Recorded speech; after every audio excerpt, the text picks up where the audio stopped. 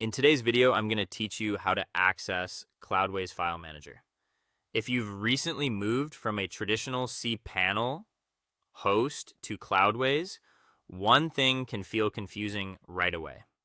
You might expect to find a built-in file manager inside the dashboard, but Cloudways does not include a browser-based file manager. Instead, it uses SFTP, which stands for Secure File Transfer Protocol. This is a safer and more reliable way to access your website files. To get started, you'll first need a file management tool on your computer. A great option is FileZilla, and CyberDuck works well too. Both are free, easy to install, and available for Mac and Windows. Once you've downloaded and installed one of them, keep it open and ready. Next, go into your Cloudways dashboard and open the Applications section. Choose the website or application you want to work on. Once that dashboard loads, click on Access Details. In the Application Credentials area, you'll see the key information needed to connect: the public IP address, the username, and the password. Keep this page open so you can copy everything accurately.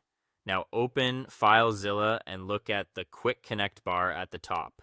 In the host field, enter the public IP address. In the username field, paste the username from Cloudways. In the password field, enter the password. Then in the port field, type 22. This part is important because port 22 is what tells the client to connect using secure SFTP. If you use the wrong port, the connection may fail. Click Quick Connect. You may see a security prompt asking whether you trust the host key. Approve it so the connection can continue. Once connected, your server files will appear on the right-hand side of the window. From there, open the folder called Applications. Inside, you'll see a folder with a unique name for your app. Open that, then go into Public HTML. This is your website's main root directory. If you're using WordPress, this is where you'll find files and folders like wp-config.php and wp-content. To upload or download files, simply drag and drop them between your computer on the left and the server on the right.